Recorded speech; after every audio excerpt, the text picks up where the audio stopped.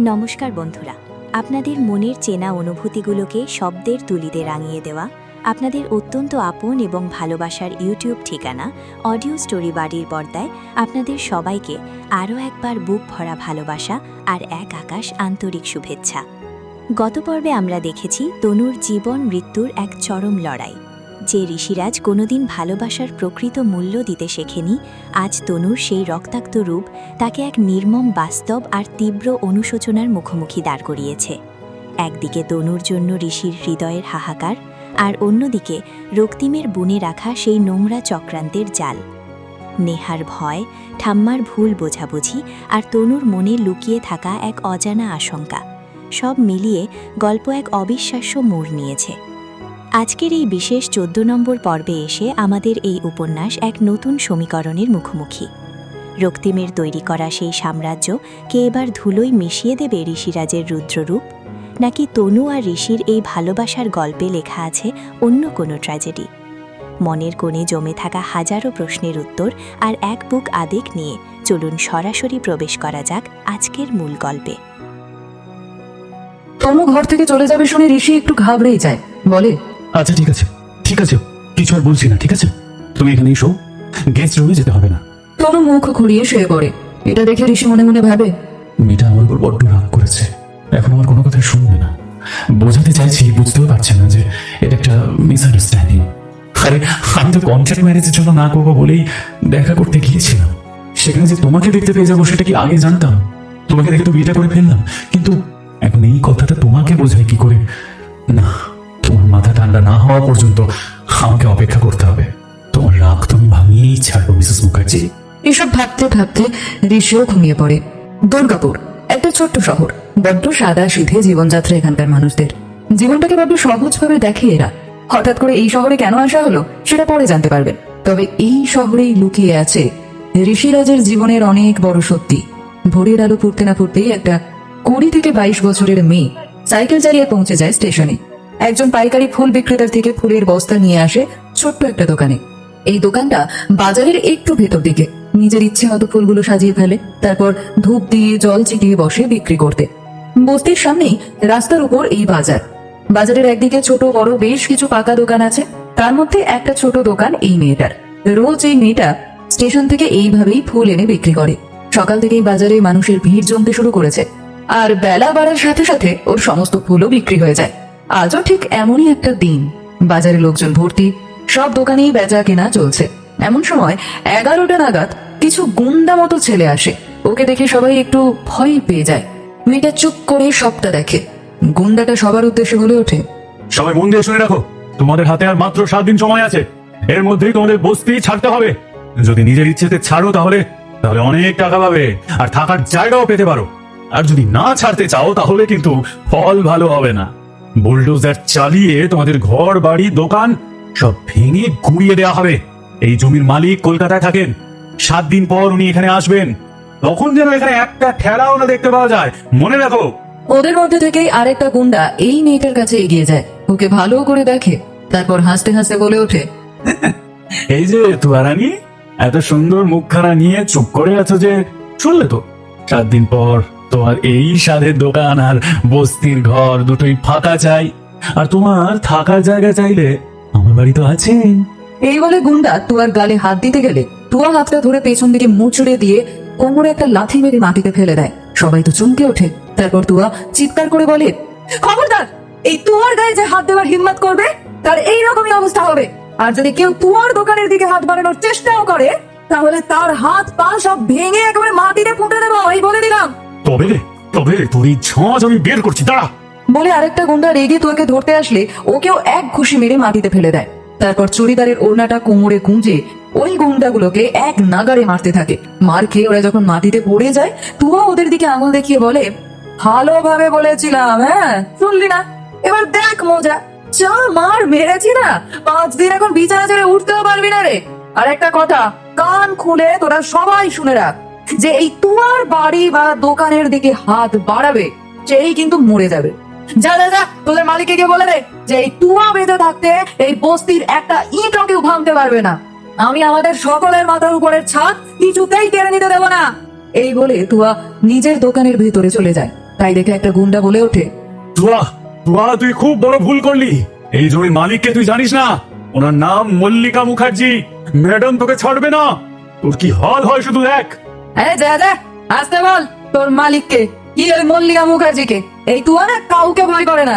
ওদের বস্তির সবাই খুব খুশি হয়, তুয়ার দিকে তাকিয়ে হাততালি দেয়। দুপুরে দোকান বন্ধ করে তুয়া বাড়ির দিকে যায়। বাড়িতে পৌঁছে মাকে ডাকতে ডাকতে ঘরে ঢোকে। মা, ও মা, মা তুমি কোথায় আছো? এই নাও বাজারগুলো ধরো তাড়াতাড়ি। রান্নাঘর থেকে একজন 52-53 বছর বয়সী ভদ্রমহিলা বেরিয়ে এসে সোজা তুয়ার কানটা ধরে। তুয়া চিৎকার করে, কি করছো? লাগছে তো, কানটা ছাড়ো। না ছাড়বো না। তুই আবার ওই বাদে ছেলেগুলোর সাথে মারামারি করেছিস? তুয়া কেন করিস বলতো এমন? কতবার বারণ করেছি ওদের সাথে লাগিস না, ওরা ভালো নয়। কি দরকার সবসময় তোর এই গুন্ডাগিরি করার? কানটা ছেড়ে দেয় উমা দেবী। তুয়া কানটা হাত দিয়ে ডলতে ডলতে বলে, গুন্ডা তো ওরা, তুমি আমাকে বলছো কেন? আমি ওদের মেরেছি, বেশ করেছি। ওরা এই বস্তি খালি করতে বলছে।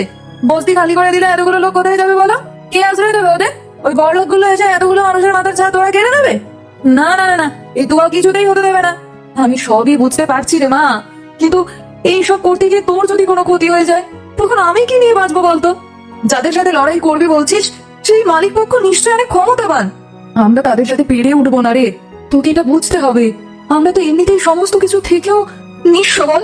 শুধু তুই আছিস আমার জীবনে, আমি তোকে হারাতে পারবো না রে বলে উমা দেবী কেঁদে মেয়েকে জড়িয়ে ধরে। তুয়া বলে, আমি তো বলছি আমার কিচ্ছু হবে না। আমার গায়ে হাত দেওয়ার সাহস আছে কারোর? বেশি পাকা পাকা কথা একদম বলিস না তুয়া। আয় খাবি আয় বলে ওকে ভাত ডাল তরকারি বেড়ে দেয়। হাত মুখ ধুয়ে খেতে বসে তুয়া। খেতে খেতে প্রশ্ন করে, আচ্ছা মা, একটা কথা বলো তো, তুমি আমাকে আমার বাবার পরিচয় কখনো জানানি কেন গো? উমা একটু থমকে যায়, বলে, হঠাৎ এই কথা কেন? বলেছি না কিছু প্রশ্ন করতে নেই, তাতে মনের ভার বাড়ে কমে না, তাই কিছু প্রশ্ন এড়িয়ে যেতে হয়। একটু থমকায় তুয়া, তারপর আবারও খেতে শুরু করে। নিজেকে সামলে স্মার্টলি বলে, আরে না না, আমার তাতে দুঃখ ভুক্ষ নেই, কিন্তু যে মানুষটা কোনোদিন স্বামীর কোনো কর্তব্য পালন করেনি, এতগুলো বছরে একবারও তুমি বেঁচে আছো কিনা সেই খোঁজটুকু নেয়নি, সেই মানুষটার জন্য তুমি কেন কষ্ট পাও বলো তো? হ্যাঁ, কারণ মানুষটা খারাপ না রে মা, আমি তো ওকে চিনি। শুধু কিছু ভুল বোঝাবুঝি, যাই হোক বাদ দে সেসব কথা। তুই খা না। না কি হয়েছিল তোমার সাথে? একবার আমাকে সবটা খুলে বলো না, দেখো আমি সব ঠিক করে দেবো। না তো, তোকে কিচ্ছু করতে হবে না, আর এখন তোকে বলার সময় আসেনি।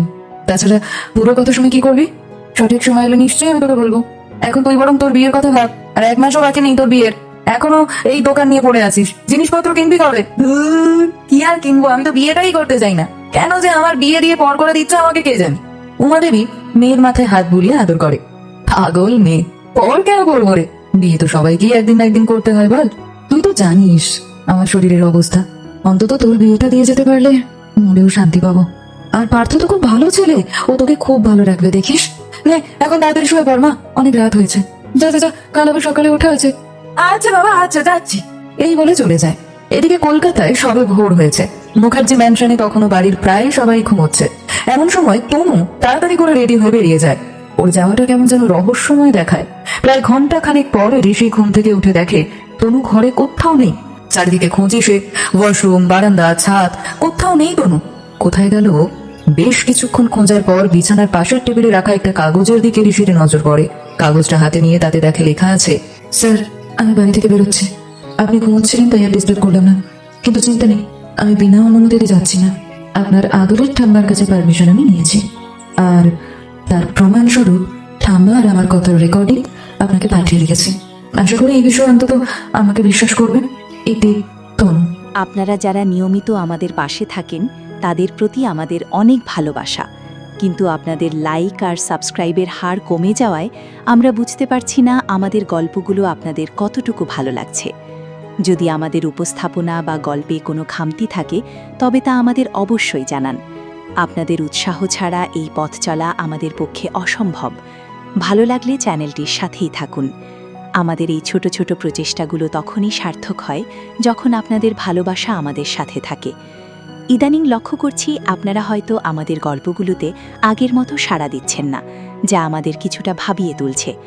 আপনাদের কোনো গঠনমূলক মতামত বা অভিযোগ থাকলে তা অবশ্যই কমেন্ট বক্সে লিখে জানাবেন।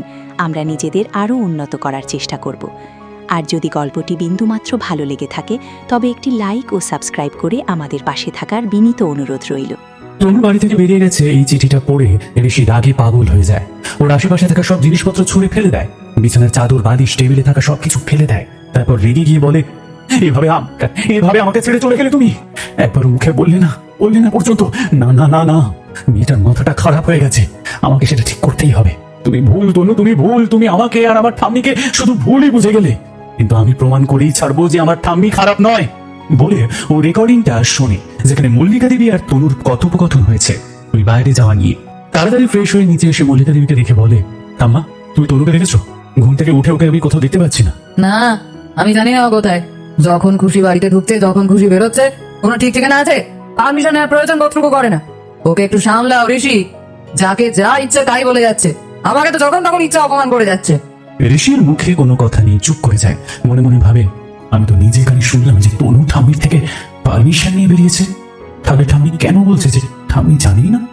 ও আর কথা বাড়ায় না, বেরিয়ে যায়। গাড়ি ড্রাইভ করতে করতে ভাবে, এই সামান্য ব্যাপারে ঠাম্মা আমাকে কেন মিথ্যে কথা বললো? তবে কি তনুই ঠিক? ঠাম্মিকে আসলে আমি যেমন ভাবি তেমন নন।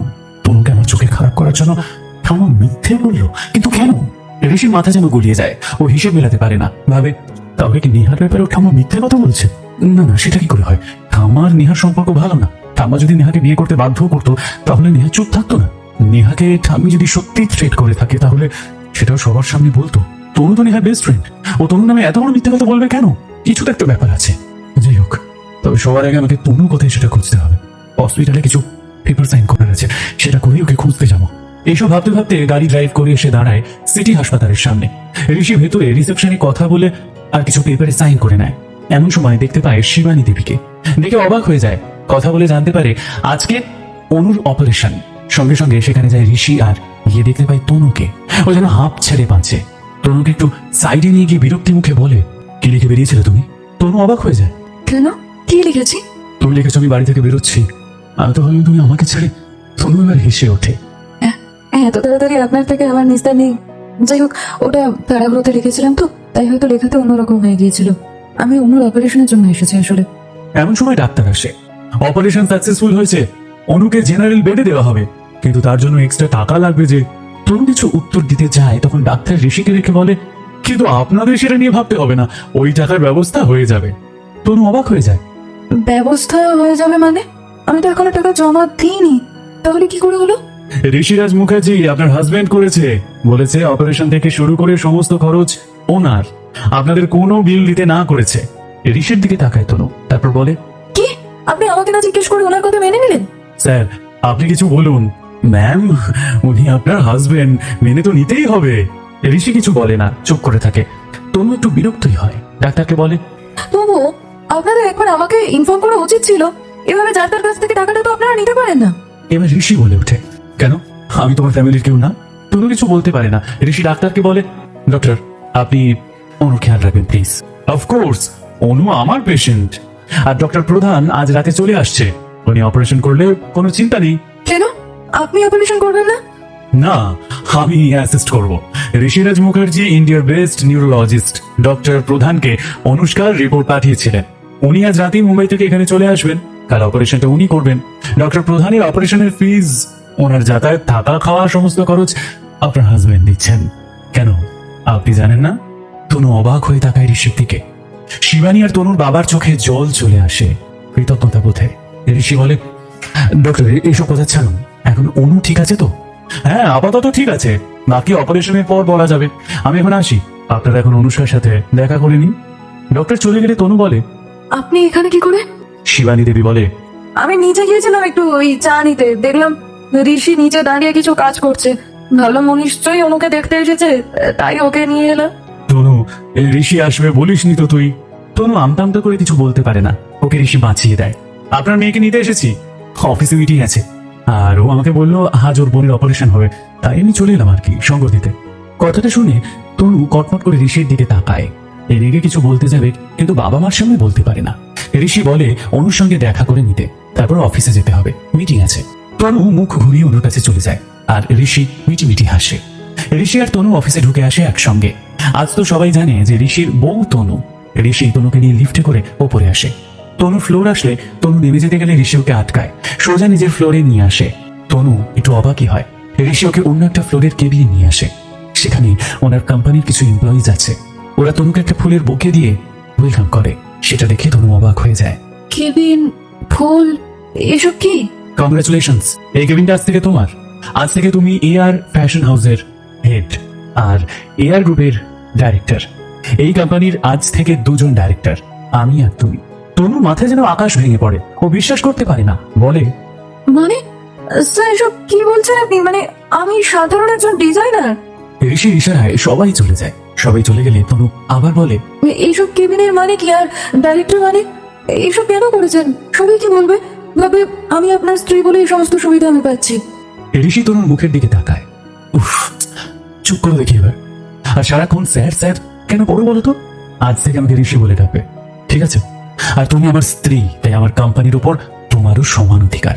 অনেকদিন ধরে এটা ভাবছিলাম, শুধু এবার অফিসিয়াল করলাম। তনু তবুও যেন খুশি হতে পারে না, বলে না না না, এটা ঠিক হচ্ছে না। দেখুন দেখুন, আপনার ঠাম্মা এসব জানতে পারলে আমাকেই কিন্তু ভুল বুঝবে, আর আমাকেই তখন কথা শোনাবে, বলবে যে আমি আপনার ব্রেন ওয়াশ করেছি। শোনো তনু, এই এয়ার কোম্পানি আমার, এটা আমি নিজের হাতে তৈরি করেছি। এই এত বড় এম্পায়ার আমি নিজেই পরিশ্রমে গড়ে তুলেছি। আর এতে মুখার্জি পরিবারের সম্পত্তির থেকে একটা টাকাও আমি নিইনি। আমেরিকাতে পড়াশোনা করার সময় ছোট লোন নিয়ে ছোট একটা ব্যবসা শুরু করি আমি, সেটাকে এই 10-12 বছরে এখানে এনেছি। আর আমার স্ত্রী হিসাবে এতে তোমার সমান অধিকার আছে। না, আমার কোনো অধিকার নেই, কারণ এই কোম্পানি আপনি করে তুলেছেন, এটা সম্পূর্ণভাবে আপনার। আর আমি আপনার 6 মাসের জন্য স্ত্রী, সারা জীবনের জন্য না। হ্যাঁ, আইনে হয়তো স্বামীর সম্পত্তিতে স্ত্রীর সমান অধিকার থাকে, কিন্তু আমি এটা মানি না। আমি নিজের উপরে বিশ্বাস করি। আমি বিশ্বাস করি আমি যেটা পরিশ্রম করে ইনকাম করব সেটাই আমার নিজের। যেটুকু নিজে উপার্জন করতে পারবো সেটা নিয়ে মাথা উঁচু করে বাঁচতে চাই আমি, কারোর উপর নির্ভর করে আমি বাঁচতে চাই না। আর তাছাড়া আপনারা আমার বিয়েটা একটা কন্ট্রাক্ট ম্যারেজ, তাই আমি আপনার এই অফার অ্যাকসেপ্ট করতে পারলাম না। তাই আমি একজন ডিজাইনার হিসেবে কাজ করতে চাই। আর যদি আপনার স্ত্রী আপনার অফিসে একজন সাধারণ কর্মচারী হিসেবে কাজ করছে বলে আপনার লজ্জা লাগে, তাহলে বলবেন আমি চাকরিটা ছেড়ে দেবো, অন্য জায়গায় চাকরির চেষ্টা করবো। ঋষি অবাক হয়ে যায়। প্রিয় শ্রোতা বন্ধুরা, আপনাদের জন্যেই মিস্টার অলোকেশ সরকার প্রতিনিয়ত এই সুন্দর সুন্দর গল্পগুলো নিয়ে আসেন। আপনাদের প্রতিটি লাইক আর কমেন্ট আমাদের অনেক অনুপ্রেরণা দেয়। তাই গল্পটি ভালো লাগলে এখনই একটি লাইক দিয়ে দিন আর কমেন্টে জানান আপনার অনুভূতি। ঋষি তনুকে নিজের কেবিন আর ডিরেক্টরের পদ দেওয়ার পরেও তনু সেটা নিতে মানা করে দেয়। সে কথা শুনে ঋষি রেগে গেলেও নিজেকে শান্ত করে বলে, ওকে ওকে, তোমাকে কোথাও যেতে হবে না, তোমাকে অন্য জায়গায় চাকরি করতে হবে না। তুমি যেভাবে চাও সেইভাবেই কাজ করতে পারো। তুমি তোমার আগের ডেস্কে বসে কাজ করতে পারো, ঠিক আছে? কিন্তু এই কেবিনটা এমনই থাকবে, যেদিন তোমার ইচ্ছা হবে তুমি সেদিন এই কেবিনে আসতে পারো, কারণ আমার সবকিছু তোমার। সেটা কখনো হবে না। আমি এই কেবিনে কখনো আসবো না, আমি নিজের কেবিনে যাচ্ছি বলে তনু চলে গেলে ঋষি মনে মনে বলে, এর রাগ এত তাড়াতাড়ি কমবে না। আমি জানতাম তুমি এটাই করবে। এত সহজে তোমার রাগ অভিমান করবে না, আমাকে অনেক কাজ করাতে হবে। বলে ঋষি একটা দীর্ঘশ্বাস ফেলে নিজের কেবিনে চলে যায়। আর তনু নিজের কেবিনে বসে গজগজ করতে থাকে, মনে মনে বলতে থাকে, এখনো করছে এখন, এতদিন আমাকে যখন তখন অপমান করেছে, আর এখন অফিসের বস বানাচ্ছে। আসলে সবাই জেনে গেছে না যে আমি ওনার স্ত্রী, তাই ওনার সম্মানে লাগছে যে ওনার স্ত্রী একজন ওনার অফিসের সাধারণ সামান্য এমপ্লয়ি মাত্র, তাই এই সমস্ত করছে। সারাদিন তো খালি ঠাম্মা ঠাম্মা ঠাম্মা ঠাম্মা করে। আজ এখন ভালোবাসা দেখাতে এসেছে আবার। যেই ঠাম্মা কিছু বলবে অমনি ঠাম্মার কথা শুনে আমাকে অপমান করবে। আমি যেন খেলার পুতুল, কখনো কাছে টানবে, ভালোবাসা দেখাবে, কখনো আবার ঠাম্মার কথা অপমান করে দূরে ঠেলে দেবে। এবার আর আমি তোমার কাছে যাব না, অনেক সহ্য করেছি। আর না, আগে ওই মল্লিকা ম্যাডামের মুখোশ খুলতে হবে আমাকে। নাতির কাছে ভালো থাকার অভিনয়টা সবার সামনে আনতে হবে। আপনি আমার পরিবার নিয়ে আমাকে থ্রেট করেছেন, তো তার উত্তর আমি আপনাকে দেব মল্লিকা মুখার্জি। তনু যে বেশ রেগে আছে সেটা বোঝাই যাচ্ছে। কাজ সেরে ঋষি আর তনু অফিস থেকে বেরোয়। তনু অটো করে যেতে গেলে ঋষি তনুকে টেনে নিয়ে গাড়িতে বসায়। তনু রেগে গিয়ে বলে, এটা কি হলো? আপনি আমাকে কেন টেনে আনলেন? বেশ করেছি টেনে এনেছি, তুমি আমার একমাত্র বউ, আমার অধিকার আছে। এই বলে গাড়ি চালাতে থাকে। তনু তো রেগে বকবক করছে। নিজেকে কি মনে করেন আপনি? যা ইচ্ছে তাই করবেন? তখন মা বাবার সামনে কি বলছিলেন? আমি তোমাকে নিয়ে গেছি হাসপাতালে। আমি তোমাকে কখন বলেছি যে তুমি আমার সাথে চলো? ঋষি ইচ্ছে করে ওকে খেলানোর জন্য বলে, আমার ইচ্ছা হয়েছে তাই বলেছি। আর আমার শ্বশুর মশাইকে আমি কি বলতাম? আমার বউ আমাকে না বলে চলে এসেছে। আমার বউ আমাকে কিছু বলে না, আমার কোনো কথাই শোনে না। যদি এটা বলি তাহলে আমার শ্বশুরের সম্মান থাকবে? একটু থাকবে না। তাছাড়া শ্বশুর মশাই এটাও ভাবতো যে তার জামাই মেয়েকে একা ছেড়ে দিয়েছে, মেয়ের একটু খেয়াল রাখে না, ভালোবাসে না। এটা যদি ভাবে বাবা, কি যায় আসে তাতে আপনার? ভুল তো কিছু ভাববে না। আপনি কি সত্যি আমাকে ভালোবাসেন না আমার খেয়াল রাখেন? না, আমাকে বিয়ে করেছেন একটা শর্তে, তাহলে আমার বাবা কি ভাবলো সেটা নিয়ে আপনার তো মাথা ব্যথা হওয়ার কথা নয়। ঋষি তনুর দিকে তাকিয়ে থাকে আর কিচ্ছু বলে না। ঋষি কোনো উত্তর দিচ্ছে না বলে তনু রেগে বলে, কি হলো, কোনো উত্তর দিচ্ছেন না যে? কোনো উত্তর নেই তাই না? যখন ভালোবাসেন না তখন তো কেয়ার দেখানোর দরকার নেই তো। ঋষি এবার রেগে গিয়ে বলে ওঠে, হ্যাঁ ঠিক, তোমায় আমি ভালোবাসি না। তোমার যদি এটা মনে হয় তো সেটাই ঠিক। আমি তোমাকে ভালোবাসি না, আর না তোমাকে কখনো ভালোবাসবো। কিন্তু তোমাকে আমার কাছেই থাকতে হবে আর আমার কথা শুনে চলতে হবে, বুঝেছো? তনু আরো রেগে যায়, কি? আমি আপনার কথা শুনে চলবো কেন? আমার কি কোনো স্বাধীনতা নেই? আমি কথা শুনবো না আপনার? আর আপনি তো আমাকে ভালোবাসেন না, তাহলে আমার উপরে কিসের অধিকার আপনার? আমি থাকবো না আপনার সাথে। আপনারা ঠাম্মা আর নাতি দুজনেই সমান। আপনাদের মতো মানুষের সাথে থাকা যায় না, জীবনে থাকা যায় না। ঋষি রেগে গিয়ে গাড়িটা এক সাইডে করে দাঁড় করিয়ে তনুকে এক টানে নিজের কোলে বসিয়ে দেয়। তারপর তনুর ঠোঁট দুটো চেপে ধরে। তনু অনেকবার ওকে ছাড়ানোর চেষ্টা করে কিন্তু ছাড়াতে পারে না। ঋষির চুল ধরে টানতে থাকে তনু, কিন্তু কিছুতেই ছাড়ে না দেখে হাল ছেড়ে দেয়। তনু শান্ত হয়ে গেছে দেখে ঋষি ওর ঠোঁট ছেড়ে ওকে জড়িয়ে ধরে আর বলে, সবসময় তোমার ঝগড়া, তাই না? আমি জানি আমি খুব খারাপ, তাই বলছি এই খারাপ মানুষটার সাথেই তোমাকে থাকতে হবে। আমার থেকে তোমার মুক্তি নেই। আমি তোমাকে ভালোবাসি আর নাই ভালোবাসি, আমি শুধু জানি তুমি শুধু আমার। তোমার উপর একমাত্র আমার অধিকার আছে। তোমার দিকে কেউ চোখ তুলে তাকালেও আমি তাকে খুন করে ফেলবো। আর আমাকে ছেড়ে চলে যাওয়ার কথা কখনো ভাববেও না। আর ঠাম্মার আর তোমার মধ্যে কি প্রবলেম আমি জানি না, তবে হ্যাঁ এটা আমি মানছি যে ঠাম্মা মাঝে মাঝে একটু বাড়াবাড়ি করে। তবে ঠাম্মা মানুষটা খারাপ না, আসলে ছোট থেকে আমাকে বড় করেছে তো, তাই আমার ওপর ওনার ভরসা একটু বেশি। তাই হয়তো ওনার মনে হয় তুমি আসার পর আমি ওনার থেকে দূরে চলে যাচ্ছি। আমি তোমার হয়ে কথা বললে সেটা মেনে নিতে পারে না, তাই হয়তো ঠাম্মা তোমার সম্পর্কে খারাপ কথা বলছে। কিন্তু এটাতে ঝগড়া করলে চলবে না। বয়স হচ্ছে মানুষটার, ওনার সাথে ভালোভাবে মিশে দেখো না, তোমাকেও খুব ভালোবাসবে। তনু হেসে বলে, যে নিজের নাতনিকে ভালোবাসে না, তার জীবনটা সর্বনাশের দিকে ঠেলে দেয়, সে নাকি নাত বউকে ভালোবাসবে। আসলে তুমি আমায় আজ বুঝছো না, কিন্তু একদিন ঠিক বুঝবে আমার ঠাম্মা কেমন। এই কথাটা আমি আপনাকে বলছি। একদিন আপনার চোখের থেকে এই ঠুলিটা সরে যাবে, তখন আপনিও বুঝতে পারবেন আপনার ঠাম্মা কেমন। ঋষি এবার একটা দীর্ঘশ্বাস ফেলে বলে, না, তোমাকে বুঝিয়ে কোনো লাভ নেই। এই বলে তনুকে ছেড়ে দেয়। তনু নিজের সিটে এসে বসে বলে, আমাকে বোঝাতে এসো না, আমাকে বুঝিয়ে কোনো লাভ হবে না। কারণ মল্লিকা মুখার্জিকে আমার থেকে ভালো করে কেউ জানে না। উনি কত নিচু মানসিকতার মানুষ সেটা আমার জানা আছে। আর শুধু নিচু মন নয়, উনি একজন ভয়ঙ্কর মানুষ। ওনার স্বার্থে ঘা লাগলে উনি মানুষ খুন করতেও পিছপা হবেন না। তনু ঋষির আওয়াজ শুনে চমকে ওঠে। ঋষি রেগে গিয়ে বলে, তোমাকে অনেকক্ষণ ধরে বোঝানোর চেষ্টা করছি, কিন্তু তুমি একের পর এক ঠাম্মার সম্পর্কে বাজে কথা বলে যাচ্ছ। তোমার সাহস কি করে হয় আমার ঠাম্মার সম্পর্কে এসব কথা বলার? তুমি ওনাকে খুনি বললে কিভাবে? আর এই মানুষটার জন্য কিন্তু তোমার বাবা বেঁচে আছে। তোমার বাবা যখন হাসপাতালে ভর্তি ছিল, তোমার বাবাকে বাঁচানোর জন্যই ঠাম্মা কিন্তু তোমার মুখের কথায় টাকা দিয়েছিল, আর তার জন্যই আমাদের বিয়ে হয়েছে। আপনার ঠাম্মা আমার উপর কোনো দয়া করেননি, তার বদলে আমি কন্ট্রাক্ট ম্যারেজে রাজি হয়েছি। হ্যাঁ হয়েছো, কিন্তু রাজি হওয়ার আগেই ঠাম্মি টাকা দিয়েছিল, সেটা মনে রেখো। টাকাটা নেওয়ার পর যদি তুমি অস্বীকার করতে, তাহলে ঠাম্মার কিছু করার থাকতো না। কিন্তু সে বিশ্বাস করে তখন কিন্তু আঙ্কেলের চিকিৎসা করিয়েছিলেন। তাই নাকি? আপনার ঠাম্মা এত টাকা দিয়েছে আর আমি যদি পরে অস্বীকার করতাম উনি আমাকে ছেড়ে দিতেন? নেভার। উনি আমাকে মেরে খুন করে পুঁতে দিতেন। ঋষি আবারও চিৎকার করে ওঠে, শাট আপ! আর একটা কথা বলবে না, না হলে নাহলে কি গায়ে হাত তুলবেন? মারুন না, মারুন, আমি ভয় পাই না। সত্যিটা আমি 1000 বার হলেও বলবো। আপনি আর আপনার ঠাম্মা এক রকমের, রক্ত সত্যিই কথা বলে। Get out, get out! গাড়ি থেকে বেরো, এক্ষুনি বেরিয়ে যাও। তনু আর কোনো কথা বলে না, গাড়ি থেকে নেমে যায়। ঋষি গাড়ি নিয়ে চলে যায়। তনু অটো করে নিজের বাড়ি চলে যায়, মুখার্জি বাড়িতে আর যায় না। প্রিয় শ্রোতা বন্ধুরা, আপনাদের জন্যেই মিস্টার অলোকেশ সরকার প্রতিনিয়ত এই সুন্দর সুন্দর গল্পগুলো নিয়ে আসেন। আপনাদের প্রতিটি লাইক আর কমেন্ট আমাদের অনেক অনুপ্রেরণা দেয়। তাই গল্পটি ভালো লাগলে এখনই একটি লাইক দিয়ে দিন আর কমেন্টে জানান আপনার অনুভূতি। তনুকে গাড়ি থেকে রেগে নামিয়ে দেওয়ার পর ঋষির মনটা খারাপ হয়ে যায়। স্পিডে গাড়ি চালিয়ে ঢোকে। বাড়ির দরজা দিয়ে হন্তদন্ত হয়ে নিজের ঘরের দিকে যেতে দেখে মল্লিকা দেবী, এবং অবাক হয়ে জিজ্ঞাসা করেন, এ কি ঋষি, তোকে এরকম দেখাচ্ছে কেন? আর তুই একা কেন? তনু কোথায়? ঋষি সত্যিটা বলতে পারে না। ঠামিকে কি বলবে যে তনুকে ঋষি কোম্পানির ডিরেক্টর বানাতে চেয়েছিল আর তনু সেটা না করে দিয়েছে? নাকি বলবে যে ওকে রেগে গাড়ি থেকে নামিয়ে চলে এসেছে? মল্লিকা দেবী আবার জিজ্ঞাসা করেন তনুর কথা। ঋষি কিছু বলতে যাবে তার আগেই অবিনাশ বাবু এসে বলেন, মা, তনু ফোন করেছিল, তোমায় বলতে বললো আজও ফিরবে না, ওর বোনের কাল অপারেশন, তাই বাপের বাড়ি থাকবে। কথাটা শুনে একটু বিরক্তই হন মল্লিকা দেবী। ওদিকে ঋষি রাগ হয়ে যায় তনু আজ ফিরবে না শুনে। ও দুমদুম করে পা ফেলে ঘরে চলে যায়। ভাবে, এত রাগ তোমার যে আজ বাড়ি ফিরলে না? আমার ঠাম্মিকে খুনি বললে? যে মানুষটার জন্য আজ আমি নিজের পায়ে দাঁড়াতে পেরেছি তাকে তুমি খুনি বললে?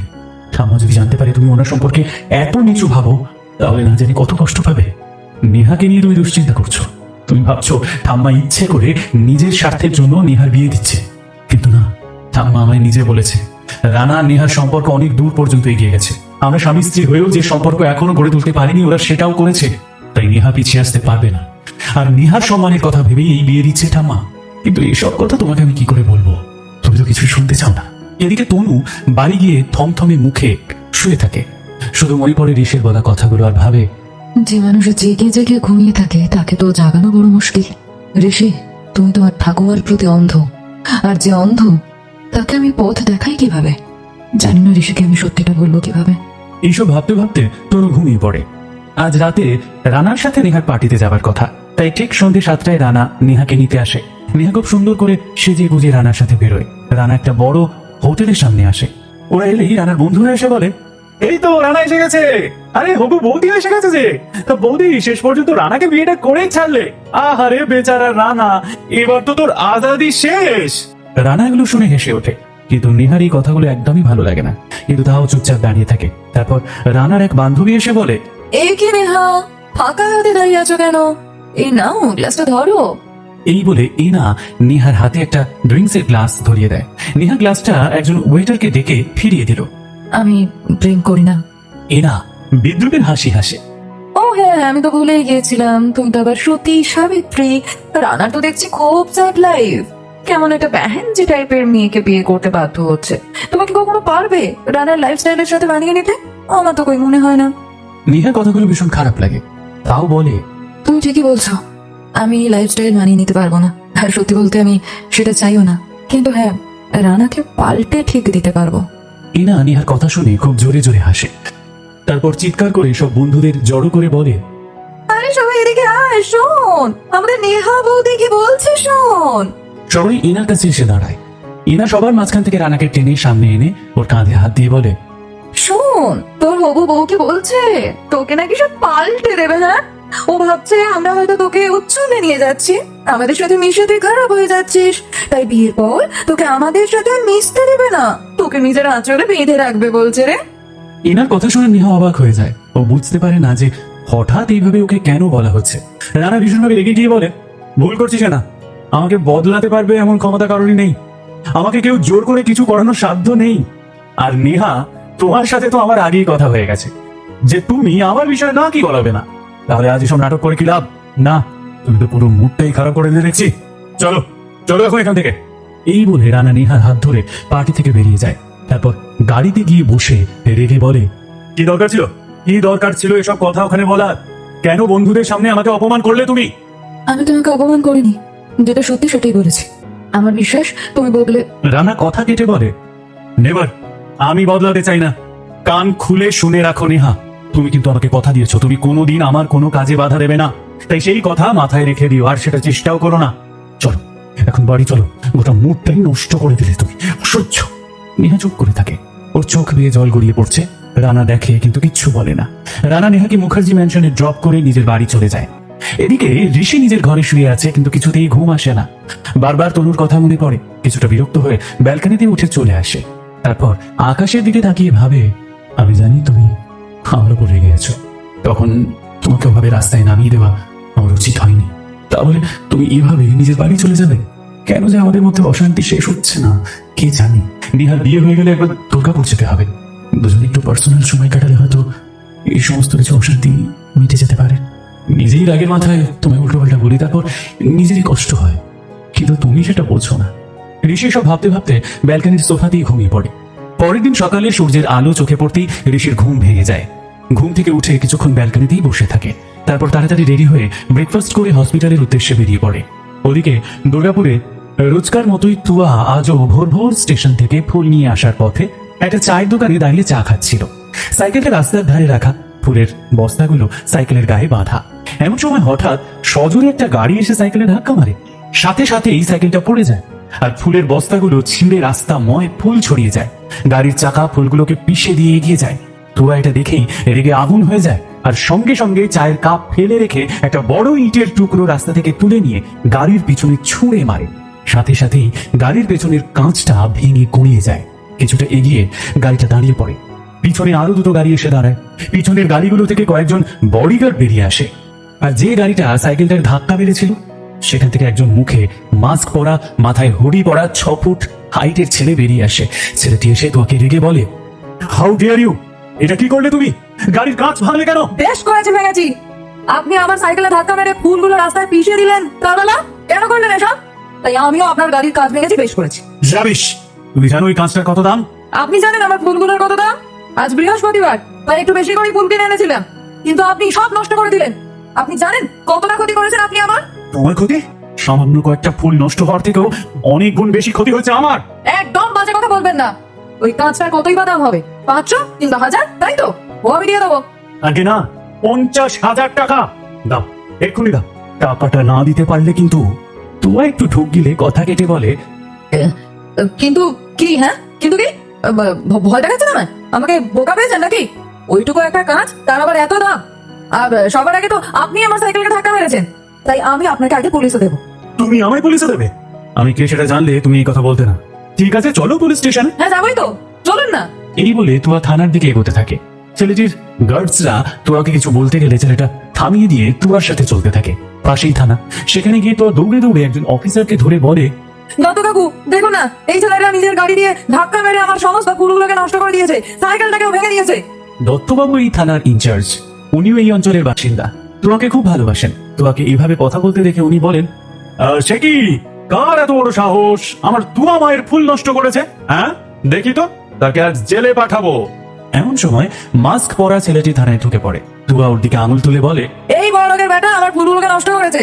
এই ছেলে, মুখের মাস্ক সরা দেখি। হ্যাঁ, দাঁড়িয়ে আছে বলেই রাস্তা দিয়ে যেভাবে যা ইচ্ছা করবি নাকি? ওর ফুল নষ্ট করেছিস কেন বল? আজ তোকে মজা দেখাচ্ছি। ছেলেটা দত্তবাবুর কথায় মাথার হুডি আর মুখের মাস্কটা খুলে ফেলল। মাস্ক খোলার পর মুখটা দেখে তুয়ার দত্তবাবু তো হাঁ হয়ে তাকিয়ে আছে। শুধু ওরাই নয়, থানার বাকি সবাই ও ছেলেটির দিকে অবাক হয়ে তাকিয়ে আছে। কারোর মুখ থেকে একটা শব্দও বেরোচ্ছে না। প্রিয় শ্রোতা বন্ধুরা, আপনাদের জন্যেই মিস্টার অলোকেশ সরকার প্রতিনিয়ত এই সুন্দর সুন্দর গল্পগুলো নিয়ে আসেন। আপনাদের প্রতিটি লাইক আর কমেন্ট আমাদের অনেক অনুপ্রেরণা দেয়। তাই গল্পটি ভালো লাগলে এখনই একটি লাইক দিয়ে দিন আর কমেন্টে জানান আপনার অনুভূতি। তোমার সাইকেলের ফুল ফেলে দেওয়ার জন্য তোমার থানায় গিয়ে কমপ্লেন করে, কিন্তু যার নামে কমপ্লেন করেছে সে মুখের মাস্ক খুললেই সবাই অবাক হয়ে যায়। বেশ কিছুক্ষণ সবাই হাঁ করে তাকিয়ে থাকার পর দত্তবাবু বলে ওঠেন, আরে, রকস্টার অভিক, মানে এবি, আপনি এখানে? অভিক বোস দেশের 1 নম্বর রকস্টার, যাকে 8 থেকে 80 সবাই এক নামে চেনে, এবি বলে। যার গান সারা পৃথিবী বিখ্যাত। নিজে গান লিখে নিজেই সুর করেন, নানা ভাষায় সিনেমায় প্লেব্যাক করেছেন। এমন একজন মানুষ যাকে একবার দেখার জন্য তার ভক্তরা মুখিয়ে থাকে। থানায় অভিককে এত সাধারণভাবে দেখে সবাই ঘিরে ধরে। দত্তবাবু ব্যস্ত হয়ে যায়। স্যার, আপনি আপনি বসুন বসুন বসুন না এখানে। তুয়া এই প্রথম কোনো সেলিব্রিটিকে এত কাছ থেকে দেখেছে, তাই একটু ভেবাচাকা খেয়ে যায়। তারপর দত্তবাবুর দিকে রাগ করে তাকিয়ে বলে, এটা কি হলো দত্তবাবু? এই লোকটা আমার সাইকেল ভেঙে দিল, ফুল নষ্ট করে দিল, আর তুমি আমাকে বসতে বলছো? Shut up you stupid! তুমি তো আমার গাড়ির কাঁচ ভাঙলে। আগে আপনি আমার ফুল নষ্ট করেছেন, তারপর আমি আপনার গাড়ির কাঁচ ভেঙেছি।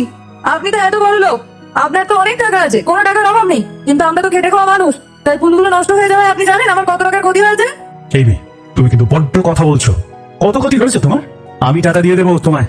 স্যার, দয়া করে রাগ করবেন না স্যার। তুয়া মা, এবার চুপ কর। উনি এত বড় মানুষ, ওনার সাথে কেউ এভাবে কথা বলে? স্যার, আপনার তো কালকে এখানে শো আছে, অনেক বড় শো। আমিও টিকিট কেটেছি, আমার স্ত্রী আর ছেলেকে নিয়ে দেখতে যাব। আর আমরা আপনার খুব বড় ভক্ত। আর তুয়া, আরে তুয়া, তুই গাড়ির কাঁচ ভেঙে ঠিক করিসনি। এক্ষুনি স্যারের কাছে ক্ষমা চা, ক্ষমা চা। আমি আমি কেন ক্ষমা চাইবো? উনি যত বড়ই রকস্টার হন না কেন, অন্যায় তো উনি প্রথমে করেছেন, তাই আমি কেন ক্ষমা চাইতে যাবো? উনি চাইবেন আমার কাছে ক্ষমা। তোমার কি মাথা খারাপ? আমি কোনো ক্ষমা চাইতে পারবো না। কত টাকার ক্ষতি হয়েছে বলো তো? টাকা দিয়ে দিচ্ছি। তো চিৎকার করে বলে, এই যে রকস্টার, এত টাকার গরম দেখাবেন না। আমরা গরিব হতে পারি, তা বলে আমাদের আত্মসম্মান নেই, এটা কিন্তু আপনি ভাববেন না। নিজে অন্যায় করে আবার বড় বড় কথা বলছেন। আপনার টাকা আমার লাগবে না। আর দত্ত কাকু, তোমরা এই লোকটাকে নিয়ে মাতামাতি করো, আমি গেলাম। এই বলে তুয়া পুলিশ স্টেশন থেকে বেরিয়ে চলে যায়। দত্তবাবু বলেন, ওর কথা কিছু মনে করবেন না স্যার। বাচ্চা মেয়ে তো কি বলতে কি বলে ফেলেছে। ওর হয়ে আমি ক্ষমা চাইছি। আসলে মেয়েটা খুব ভালো, তবে রাগটা একটু বেশি, এই যা। না না, আপনাকে ক্ষমা চাইতে হবে না। মেয়েটার কি নাম বলবেন? হ্যাঁ, তুয়া, তাই না? হ্যাঁ, তাই তো। থাকে কোথায়? স্যার, হ্যাঁ স্যার, তুই ওই যে পাশের বস্তিতেই 2 কামরার একটা ছোট্ট ঘরে ও আর ওর মা থাকে। মেয়েটা শুধু উচ্চ মাধ্যমিকটা পাশ করেছে, তারপরে মায়ের শরীর খারাপের জন্য আর পড়তে পারেনি। ফুলের দোকান চালায়, এই বাজারে একটা ছোট দোকান আছে ওর। আর তো কদিন পর ডাক্তার ছেলের সাথে বিয়ে হচ্ছে। খুব ভালো ঘরের ছেলে, একজন ডাক্তার হয়ে বস্তির ফুলবাদীকে বিয়ে করছে। স্ট্রেঞ্জ, পুরো সিনেমার গল্প মনে হচ্ছে তো। ছেলেটার ফ্যামিলি কিছু জানে না? না স্যার, জানে তো। প্রথমে একটু আপত্তি ছিল, কিন্তু পার্থ নিজের বাবা মাকে রাজি করিয়ে নিয়েছে। আসলে তুয়া মেয়েটা খুবই ভালো, সবার বিপদে সবসময় ঝাঁপিয়ে পড়ে। ভালো হলেই ভালো। অভিক মনে মনে বলে, মেয়েটার বড্ড সাহস। আজ পর্যন্ত আমার সাথে কেউ চোখ তুলে কথা বলার সাহস পায়নি। মেয়েরা আমাকে দেখার জন্য পাগল হয়ে থাকে, সেখানে এই মেয়েটা যা নয় তাই বলে গেল। এই ব্যবহারের জন্য তোমাকে যে শাস্তি পেতেই হবে তুয়া। তারপর অভিক থানা থেকে বেরিয়ে দুর্গাপুরের একটা যে হোটেলে রুম নেওয়া আছে সেখানে চলে যায়। এদিকে কলকাতায় সিটি হসপিটালে আজ অনুর অপারেশন। সকাল সকাল ঋষি হসপিটালে এসে পৌঁছায়। তারপর ডক্টর প্রধানের সাথে গিয়ে কথা বলে অনুর কেবিনে ঢোকে। কেমন আছো অনু? তনু আগে থেকেই কেবিনে বসেছিল। ঋষিকে দেখে চোখ সরিয়ে নেয়। আমি ঠিক আছে, কিন্তু আমার খুব ভয় করছে। কিছু হবে না তো? ওর মাথায় হাত বুলিয়ে দিয়ে বলে ঋষি, ভয় কিসের? আমরা তো সবাই আছি তোমার সাথে, তুমি একদম চিন্তা করো না। কথা শেষ হতে না হতেই নার্স এসে ওদের বাইরে যেতে বলে, কারণ অপারেশন শুরু হবে। তনু অনুকে একবার আদর করে দেয়, তারপর বেরিয়ে যায়। ওরা বেরিয়ে গেলে অনুকে অপারেশন থিয়েটারে নিয়ে যাওয়া হয়। ওটির বাইরে তনুর বাবা মা বসে আছেন। তনু পায়চারি করছে। ঋষি তনুর কাছে গিয়ে বলে, তনু, কিছু খেয়েছো সকালে? বাবা মা কিছু খেয়েছেন? তনু কোনো উত্তর দেয় না। তাই শিবানী দেবী বলে, তনু তো আমাদের জোর করে খাওয়ালো, কিন্তু নিজে কিচ্ছু খায়নি। সে কি? চলো চলো, আমার সাথে কিছু খেয়ে নেবে। না, আমি কিছু খাবো না, আর আমার জন্য এত ভাবতে হবে না আপনাকে। এই বলে তনু অন্যদিকে চলে যায়। শিবানী দেবীরা বুঝে ওদের মধ্যে কিছু একটা হয়েছে, কিন্তু ওরা মাথা ঘামায় না। আর ঋষিও কিছু বলে না, কারণ এখন অনুর অপারেশনটা বেশি জরুরি। প্রায় 5 ঘন্টা পরে ওটির লাইট নিভে যায়। ডক্টর বেরিয়ে এসে বলে, অপারেশন সাকসেসফুল। বাড়ির সবাই এটা শুনে শান্তি পায়। শিবানী দেবী ভগবানের উদ্দেশ্যে প্রণাম করেন। ডাক্তার বলেন, কিন্তু জ্ঞান না ফেরা পর্যন্ত একটু রিস্ক তো থেকেই যায়। তাই অনুকে আমরা 72 ঘন্টা অবজারভেশনে রাখবো। ওকে এখন আইসিইউ তে শিফট করা হবে। থ্যাঙ্কস ডক্টর, খুব ভালো খবর। এখন এমনিও কেমন আছে? আমি কি একবার আমার মেয়েকে দেখতে পারি ডক্টর? পারেন, তবে বাইরে থেকে। হ্যাঁ, এখনো আনকনসিয়াস আছে। সবকিছুর পরে অনুকে আইসিইউতে শিফট করা হলে ওরা সবাই বাইরে থেকে অনুকে দেখে। শিবানী দেবী কান্নাকাটি করছেন দেখে তনু বলে, বাবা, ডক্টর বলেছেন অপারেশন সাকসেসফুল। আর মা, তুমি আর কান্নাকাটি করো না। বাবা বরং মাকে নিয়ে বাড়ি যাও। আজ রাত্রিটা রেস্ট নাও, কাল সকালে আবার এসো। আজ রাতে আমি এখানে থাকবো। হ্যাঁ আঙ্কেল, তুমি একদম ঠিক বলছেন। আপনার শরীরটা ভালো নেই, তাই আপনারা দুজনেই এখন বাড়ি গিয়ে বিশ্রাম করুন। আমি ড্রাইভারকে বলে দিচ্ছি আপনাদের বাড়িতে নামিয়ে দেবে। আমি আর তনু রাতে এখানেই থেকে যাব, চিন্তা করবেন না। কাউকে আমার সাথে এখানে থাকতে হবে না, আমি একাই এখানে থাকতে পারবো। তোমাকে এত কথা কেউ বলতে বলেনি। আঙ্কেল, আপনারা আসুন, আমি ড্রাইভারকে বলে দিচ্ছি, ও গাড়িটা গেটের কাছে নিয়ে চলে আসবে। ঠিক আছে ঋষি, আমরা যাচ্ছি। তুমি মেয়েটাকে একটু দেখো, আর কিছু খাইয়ে দিও। সকাল থেকে তনু কিছুই খায়নি। এই বলে বিনয়বাবু আর শিবানী দেবী চলে যান। তনু করিডোরের একটা চেয়ারে গিয়ে বসলে ঋষি ওকে টেনে তুলে বলে, এখন চুপচাপ আমার সাথে খেতে যাবে, আর একটু জেদ দেখাবে না। এটা হসপিটাল, এখানে আমি কোনো রকম সিন ক্রিয়েট করতে চাই না। তনু আর কিছু বলতে চায় না। ঋষি তনুকে নিয়ে হসপিটালের বাইরের কাছেই একটা রেস্টুরেন্টে নিয়ে যায়। তারপর তনুর জন্য বাঙালি থালি অর্ডার দেয়। ঋষি জানে তনুর বাঙালি খাবার খেতে খুব ভালো লাগে। তার উপর সারাদিন কিছু খাওয়া হয়নি, তাই ভারী খাবার অর্ডার করে দেয়। তনু খেতে না চাইলে ঋষি নিজের হাতে করে তনুর মুখে ভাত তুলে দেয়। আরে আরে, কি কি হচ্ছে? সব খাইয়ে দিচ্ছেন কেন? সবাই দেখছে তো। দেখুক, আমি তো আমার একমাত্র বউকে খাইয়ে দিচ্ছি। সেটা যদি সবাই দেখে তো দেখুক, আমার কিছু যায় আসে না। আপনি আদৌ আমাকে আপনার স্ত্রী হিসেবে স্বীকার করেন? বারে, এটা কেমন কথা? যদি স্বীকার না করতাম তাহলে কাউকে তোমার পরিচয় দিতাম না। সেটা অবশ্য ঠিক। এখন তো বউ হিসেবে স্বীকার করতেই হবে। স্বীকার করলে তবেই না আমাকে আরো ভালো করে অপমান করতে পারবেন। তনুর কথায় ঋষির চোখটা ছলছল করে ওঠে, মাথাটাও নিচু করে নেয়। ঋষির চোখ ছলছল করছে, এটা দেখে তনু একটু নরম হয়, আর কিছু বলে না। ঋষির হাত থেকে চুপচাপ খেয়ে নেয়। ঋষি নিজেও খায় আর তনুকেও খাওয়ায়। আচ্ছা তনু, তুমি সবসময় আমাকে এরকম কথা শোনো কেন? আমি তো তোমার সঙ্গে ভালো করেই কথা বলার চেষ্টা করি, তাই না? জানি, কিন্তু আমার মনের ভেতরে অনেক কিছু চলে। এই কয়েকদিনে আমার উপর দিয়ে অনেক ঝড় বয়ে গেছে, তাই আমি আর স্বাভাবিক হতে পারি না। ঋষি শোনে, কিছু বলে না, জিজ্ঞাসা করে, আচ্ছা তোমার পাসপোর্ট আছে? না, কিন্তু কেন হঠাৎ? তুমি তোমার ডকুমেন্টগুলো আমাকে একটু দিও, আমি তোমার পাসপোর্ট বানাতে দেবো। কেন? পাসপোর্ট বানিয়ে কি হবে? পাসপোর্ট দিয়ে মানুষ কি করে? বিদেশে ঘুরতে যায়।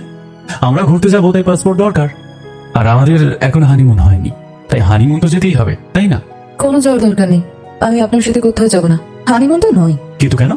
যাব না তো বলিনি, আপনার সাথে যাব না বলেছি, অন্য কারোর সাথে যাব। হোয়াট? অন্য কারোর সাথে যাবে মানে? মাথা খারাপ হয়ে গেছে নাকি তোমার? আমি তো তোমার হাজবেন্ড, তুমি আমার সাথে হানিমুনে না গিয়ে অন্য কারোর সাথে যাবে?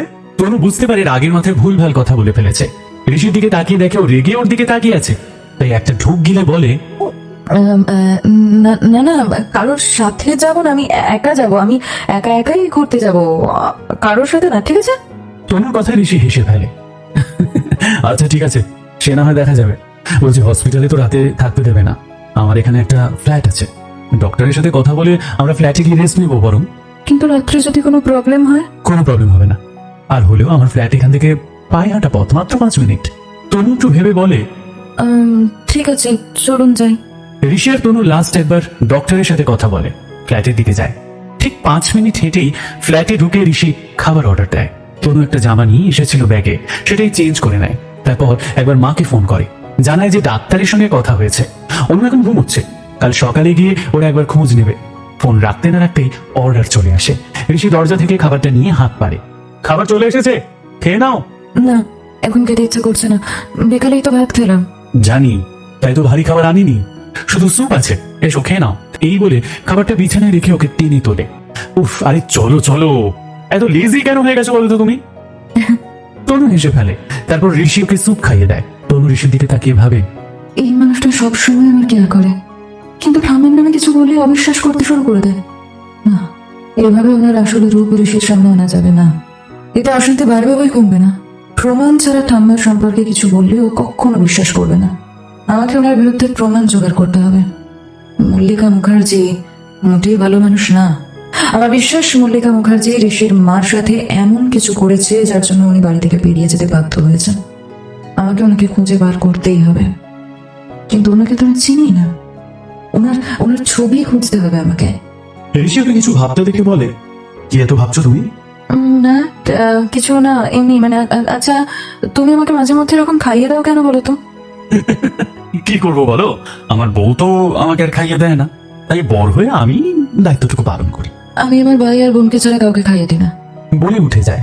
ঋষি একটু চুপ করে যায়, ওর খারাপ লাগে। তারপর ভাবে, জানো তনু, ছোটবেলায় মাই আমাকে রোজ খাইয়ে দিত, মায়ের হাতে ছাড়া আমি খেতামই না, খুব জেদি ছিলাম। তারপর মা যখন আমাকে ছেড়ে চলে গেল, তখন থেকে আর কারোর হাতে কোনোদিন খাইনি। নিজেকে এক মুহূর্তের জন্য উইক হতে দিইনি, নিজেকে নিজের মতো করে গড়ে তুলেছি, নিজেকে পাথর করে তুলেছি, কারোর কাছে কিছু আশা করিনি, আজও করি না। কিন্তু এই প্রথমবার তোমার কাছ থেকে একটু আশা করেছি। তুমি আমাকে যেভাবে সবসময় নিজের প্রাণের ঝুঁকি নিয়ে বাঁচিয়েছো, আমি তোমার কাছে অনেক কিছু আশা করি, কিন্তু কখনো বলতে পারি না, আর হয়তো কখনো বলতেও পারবো না। ঋষি গিয়ে দেখে তনু অন্যদিকে ঘুরে শুয়ে আছে। সেও তনুর পাশে শুয়ে ওকে টেনে বুকের মধ্যে জড়িয়ে ধরে শুয়ে পড়ে। তনু কিছু বলে না, দুজনে ঘুমিয়ে পড়ে। দুর্গাপুরে আজ তুয়ার অনেক ফুলের অর্ডার আছে। যেখানে গানের ফাংশন হবে সেখানে ফুল দিতে হবে। অর্গানাইজেশনের তরফ থেকে অর্ডারটা ওকে দিয়েছে, তাই ওর সকাল সকাল উঠে অনেক ফুল এনে সেগুলোর বোকে তৈরি করতে বসে গেছে। অনেকগুলো বানাতে হবে, তাই আজ ওর মা উমা দেবীও সাহায্য করছে। সব তৈরি হয়ে গেলে ফুল নিয়ে যেখানে শো হচ্ছে সেখানে যাবে। ফুলের বোকেগুলো অর্গানাইজেশনের লোকের হাতে তুলে দিয়ে নিজের টাকা নিয়ে বেরিয়ে আসছিল। তখনই একজনের সঙ্গে ধাক্কা, একটা ফোন মাটিতে পড়ে ভেঙে যায়। দুজনেই রেগে তাকায়। তুয়া দেখে এসে আর কেউ নয়, অভি। তুয়া আবার রেগে গিয়ে বলে, আপনি দেখে চলতে পারেন না? সারাক্ষণ মুখ ঢেকে চোখে সানগ্লাস পরে ঘুরে বেড়ান, তাই তো সাইকেলে ধাক্কা দেন, লোককে ধাক্কা দেন। অদ্ভুত লোক বাবা আপনি। কথার মাঝে অভিক নিজের ফোনটা তোলে, দেখে ফোনটা আর চলছে না। অভিক রেগে চিৎকার করে বলে, চুপ, একদম চুপ, নন স্টপ কথা বলে যায়। মুখে কি মোটর লাগানো আছে নাকি? হ্যাঁ তোমার, তুমি যখনই আমার সামনে আসো আমার একটা না একটা ক্ষতি হয়েই থাকে। তুমি আজ আমার কত বড় ক্ষতি করলে জানো? এই ফোনটার দাম কত জানো? ফোনটা ভেঙে গেছে সেটা তুই এতক্ষণে বুঝতে পারিনি, তাই বক বক করেই যাচ্ছিল। এখন বুঝতে পেরে তুই মাথা নিচু করে বলল, না, আমি জানি না এটার দাম কত, কিন্তু এটা বুঝতে পারছি এটার অনেক দাম। তাই ফোনটার যত দাম সেটা হয়তো আমরা সারা জীবন ইনকাম করতে পারবো না।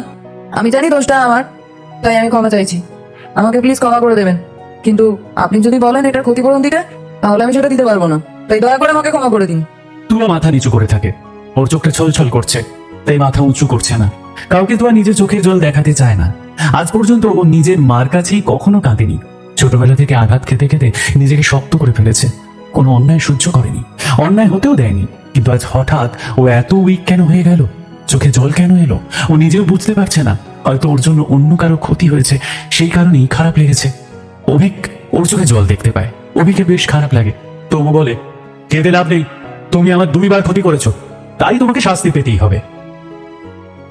বন্ধুরা, ভালোবাসার ছোঁয়া উপন্যাসের 14 নম্বর পর্বটি আজ এখানেই শেষ হলো। তনুর মনের এই জেদ আর ঋষিরাজের ভেতরের এই পরিবর্তন আগামী দিনে এদের সম্পর্ককে কোন ঠিকানায় নিয়ে দাঁড় করাবে তা জানতে আপনাদের চোখ রাখতে হবে আমাদের পরবর্তী পর্বে। তবে গল্প কিন্তু এখনই শেষ নয়। আজকের এই পর্বটি শুনে আপনাদের মনের অনুভূতি ঠিক কেমন হলো, তনু আর ঋষির এই পরিস্থিতি আপনাদের কতটা ছুঁয়ে গেল তার নিচে কমেন্ট বক্সে লিখে জানাতে কিন্তু একদম ভুলবেন না। আপনাদের এক একটি সুন্দর মন্তব্য আমার রাতের সমস্ত ক্লান্তি দূর করে দেয় এবং পরবর্তী পর্বটিকে আরও নিখুঁত ও সুন্দর করে তোলার তাগিদ যোগায়। যদি আজকের পর্বটি আপনাদের ভালো লেগে থাকে তবে গল্পে একটি লাইক দিয়ে দিন। আপনাদের একটি ছোট্ট লাইক আমাদের এই অডিও স্টোরি বাড়ি পরিবারকে আরও অনেক মানুষের কাছে পৌঁছে দিতে সাহায্য করে।